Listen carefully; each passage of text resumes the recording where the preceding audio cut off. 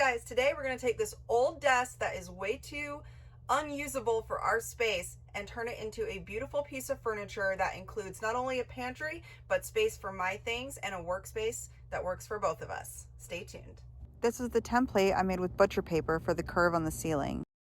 I like to tape off any of our lines on curves because it helps keep the wood from splitting. We clamped the pieces we were using for both sides of the cabinet to cut the curve with this jigsaw so they'd be exactly identical and make our jobs much, much easier. And from there, we just sanded all the rough edges. Okay, so if you don't have a table saw, this jig here, this is called a Craig rip cut jig.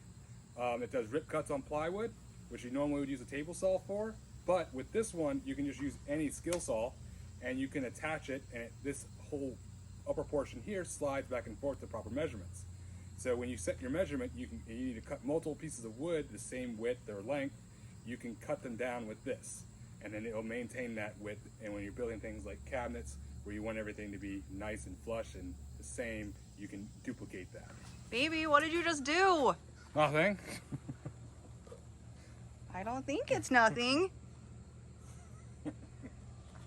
It happens. Okay, so for what we have now, we have our pantry cabinet uprights cut and shaped. And now we also have here is, this will be the back pieces for the back of the cabinet. And then this will be the base and the shelf in there that holds our pullouts. Now all we have to do is drill the holes for the pocket screws. And we can attach it, put it all together, and install it into the bus.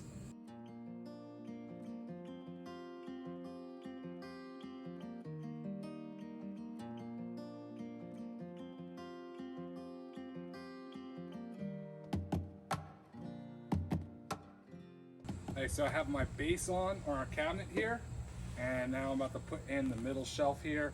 I just have to get it nice and level. So I brought it out here onto the sawhorses so that I could get my angles just right so this sits flat and we don't have a lopsided cabinet.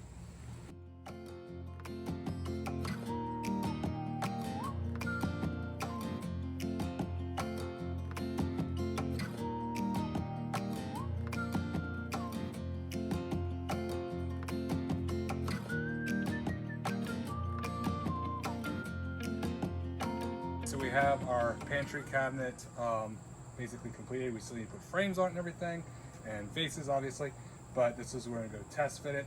We got all our uprights in. We're going to have 2 pull-out pantries here, and we'll go see how it fits.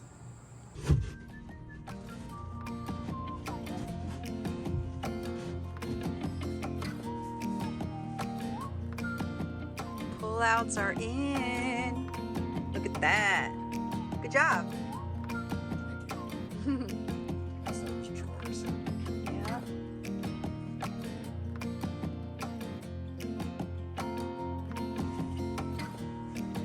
Looks good. Yeah. It's getting there. It's right there. It's just about perfect.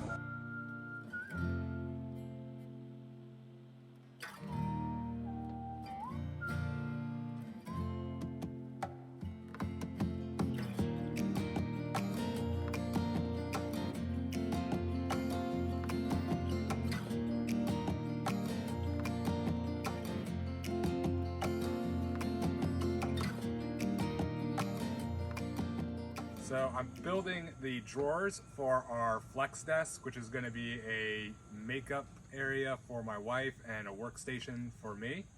And with the drawers, we're building it out of 1/2-inch plywood with 1-inch pocket screws. And a quick note, when you're working with 1/2-inch plywood, particularly this one, this 3-ply, it has a birch veneer on it.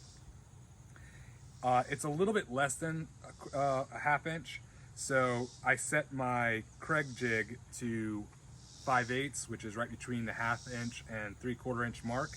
That way you're not poking holes through all the way through the plywood.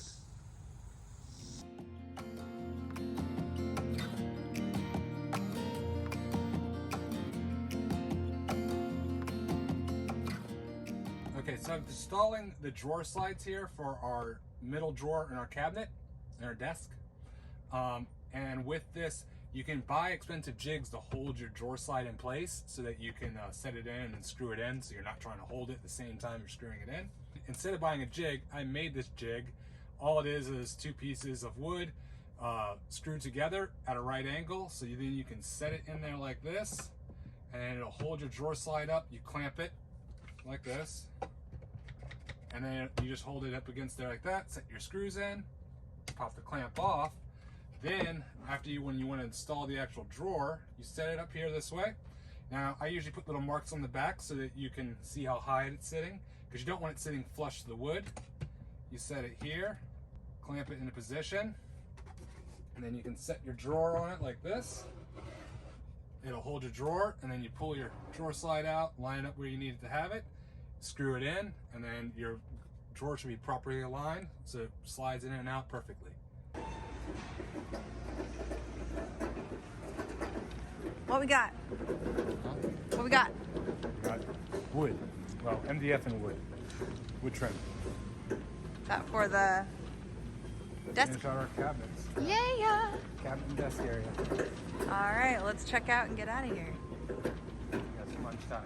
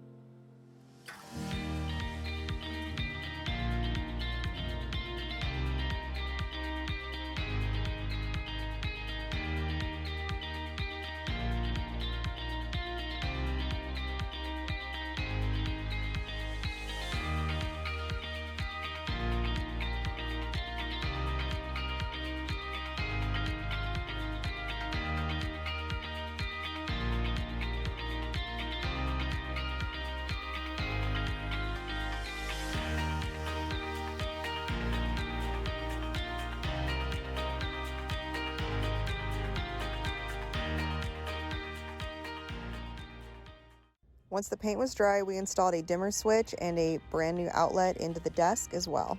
From there, we installed the handles. I got an assortment of handles from different shops on Etsy to give it a little bit of glam, just a touch. Extra long ones for the upper pullouts were absolutely needed. After that, we installed the mirror and the light. We used LED channels for this, and I decorated a little bit.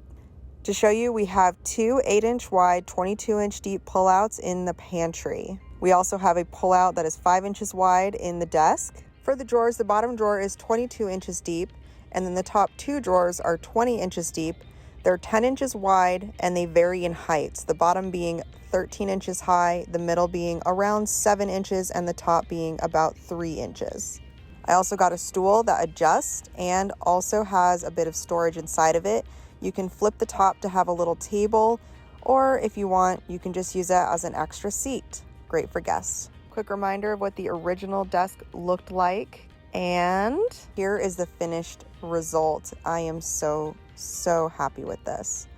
I honestly can't believe that this is the same 46-inch space the old desk was in. What do you think? So, to say that I love this would be an understatement. I think it came out so beautifully, and for our first attempt at building our own cabinetry, I could not be happier. If you have any questions or anything, just leave it in the comments below and we're more than happy to answer them. Thanks for watching. Like and subscribe.